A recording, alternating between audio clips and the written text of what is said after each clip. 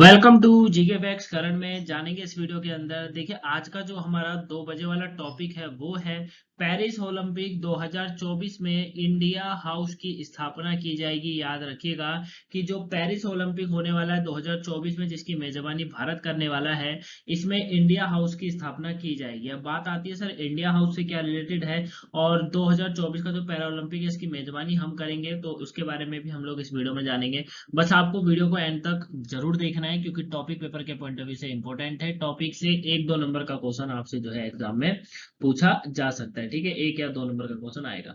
PDF का link description box में download जरूर कर लीजिएगा। यदि कहीं से कुछ पॉइंट ना समझ आए या कोई डाउट लगे तो आप कमेंट बॉक्स में या फेसबुक इंस्टाग्राम पर हमसे पूछ सकते हैं। ठीक है, तो चलिए स्टार्ट करते हैं इस टॉपिक को। जानते हैं कि पेरिस ओलंपिक 2024 में इंडिया हाउस की स्थापना का क्या है तात्पर्य। देखिए, यहाँ पर सबसे पहले बात करते हैं पेरिस ओलंपिक के बारे में। इसका अर्थ क्या है? तो रिलायंस इंडस्ट्रीज जो है, जिसे RIL बोला जाता है, याद रखिएगा, आगे शॉर्ट फॉर्म का यूज है।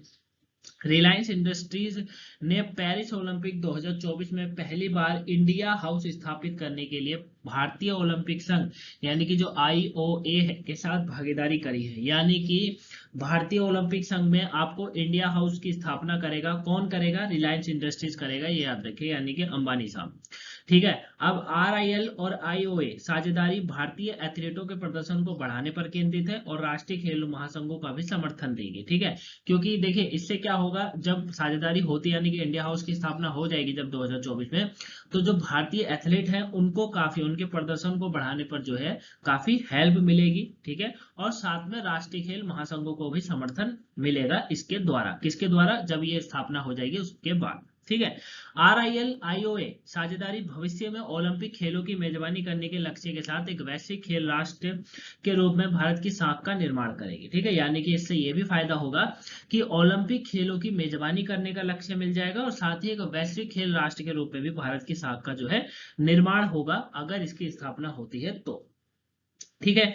अगला इसमें क्या कहा जा रहा है? इसमें यह भी कहा गया है कि इस साझेदारी के एक हिस्से के रूप में RIL एशिया खेलों, राष्ट्रमंडल खेलों और ओलंपिक खेलों जैसे प्रमुख बहु खेल आयोजन में भारतीय एथलीटों का समर्थन देगी। अभी भी मैंने आपको समझाया था पीछे भी, तो वही बात यहाँ पर फिर आई है कि इस साझेदारी, अगर ये साझेदारी दोनों के बीच में होती है, क्योंकि RIL तो चाहता है, लेकिन अब IOA चाहता है या नहीं चाहता उसके ऊपर बात होगी। तो अगर ये साझेदारी होती है तो एक हिस्से के रूप में RIL एशिया खेलों, राष्ट्रमंडल खेलों और ओलंपिक खेलों जैसे प्रमुख बहु खेलों आयोजन में भारतीय एथलीटों का समर्थन देगी। ये आपको याद रखना है। वहीं पेरिस 2024 का जो ओलंपिक है उससे पहले भारत जून 2023 में मुंबई के जियो वर्ल्ड सेंटर में 140वें प्रतिष्ठित IOC सत्र की मेजबानी करने वाला है। ये याद रखिएगा कि पेरिस में जो 2024 का जो ओलंपिक होने वाला है उससे पहले भारत 2003 में 2023 में 2023 में, यानी कि 2024 से पहले 2023 में जो भारत जो है जून के महीने में मुंबई के जियो वर्ल्ड सेंटर में जो 140वां प्रतिष्ठित IOC सत्र की मेजबानी करने वाला है।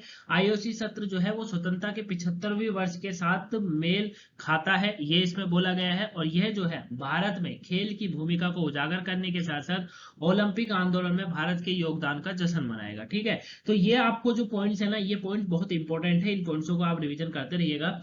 सबसे पहला ये याद रखिएगा कि ये साझेदारी जो है वो IOA जो है उसके साथ करना चाहता है RIL। ठीक है, यानी कि रिलायंस इंडस्ट्रीज, है ना। अगर ये साझेदारी होती है तो इसमें ये होगा कि RIL एशिया खेलों और राष्ट्रमंडल खेलों और ओलंपिक खेलों जैसे प्रमुख बहु खेल आयोजन में भारतीय एथलीटों को समर्थन देगा। लेकिन इससे आयोजन से होने से पहले अभी आपको पता होगा कि पेरिस में 2024 ओलंपिक से पहले भारत जून 2023 में क्या करने वाला है, मुंबई के अंदर जो जियो वर्ल्ड सेंटर में 140वां जो प्रतिष्ठित IOC सत्र की मेजबानी करने वाला है। अब ये जो IOC सत्र है ये इसमें बताया गया है कि 75वें वर्ष के साथ में मेल खाता है। ठीक है, अब ये भारत में खेल की भूमिका को उजागर करने साथ साथ ओलंपिक आंदोलन में भारत के योगदान का जश्न भी मनाया जाएगा, ये भी याद रखना है। ठीक है, अब आपके दिमाग में क्वेश्चन होगा कि सर ये बताइए कि ये जो आपने अभी IOC के बारे में और IIL के बारे में बताया कि दोनों साझेदारी करेंगे, इसके बारे में जान लेते हैं थोड़ा सा, ये आखिर में है क्या। भारतीय ओलंपिक संघ को भारतीय ओलंपिक समिति यानी कि IOC भी कहा जाता है।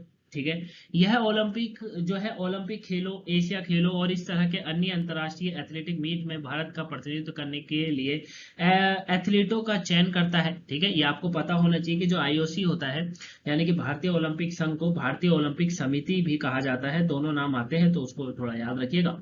ये जो है ओलंपिक खेलों, एशिया खेलों और इस तरह के अन्य जो भी अंतर्राष्ट्रीय खेल होते हैं उसमें एथलीट मीट में जो है भारत का प्रतिनिधित्व करता है, मतलब एथलीटों को तैयार करता है और एथलीटों का चयन करता है कि कौन से एथलीट बढ़िया है कौन से नहीं है, ठीक है, उस तरीके से यह इन आयोजन में भारतीय टीमों का प्रबंधन के लिए भी जिम्मेदार है, ठीक है ना। मतलब कोई भी अगर आयोजन हो रहा है, जैसे मान लीजिए अंतर्राष्ट्रीय एथलीट है, एशिया खेल हो रहे हैं, ओलंपिक खेल हो रहे हैं, तो उसमें कौन भेजना है, किसको भेजना है, किस एथलीट को बढ़िया है, कौन एथलीट बढ़िया नहीं है, उसका प्रतिनिधित्व करता है।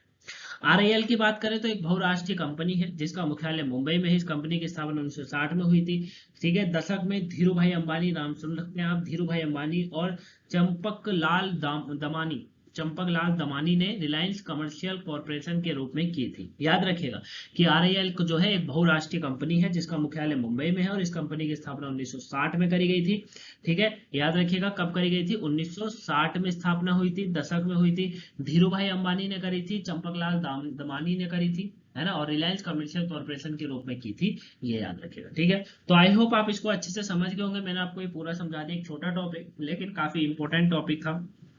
और अगर आपको लगता है कि कुछ नहीं बताया मैंने या कहीं से कुछ आपको और जानने को था, तो वैसे तो ये पॉइंट्स इंपॉर्टेंट थे, इसमें इतना बड़ा टॉपिक नहीं था, इतने ही पॉइंट इंपॉर्टेंट थे, ठीक है। जो भी आप यूपीएससी की तैयारी कर रहे हैं, यूपीएससी की जो आप लोग तैयारी कर रहे हैं या पीसीएस की तैयारी कर रहे हैं, तो ये आपके लिए काफी इंपॉर्टेंट बन जाता है, ठीक है। अगर आप पीसीएस की तैयारी भी कर रहे हैं तो भी, बाकी अन्य एग्जाम के लिए भी इंपॉर्टेंट है क्योंकि क्वेश्चन यहाँ से आपसे एग्जाम में पूछ सकता है, ठीक है। तो अगर वीडियो पसंद आई हो तो वीडियो को सबसे पहले लाइक कर दीजिएगा, चैनल पर नए सब्सक्राइब कर दीजिएगा, वीडियो को शेयर करिएगा गाइस ताकि वीडियो और भी लोगों को पहुंच सके और वो आने वाले सभी वीडियो को जान सके, ठीक है। और अगर सुबह की वोकेबलरी या करंट का क्वेश्चन नहीं देखे हो तो देख लीजिएगा।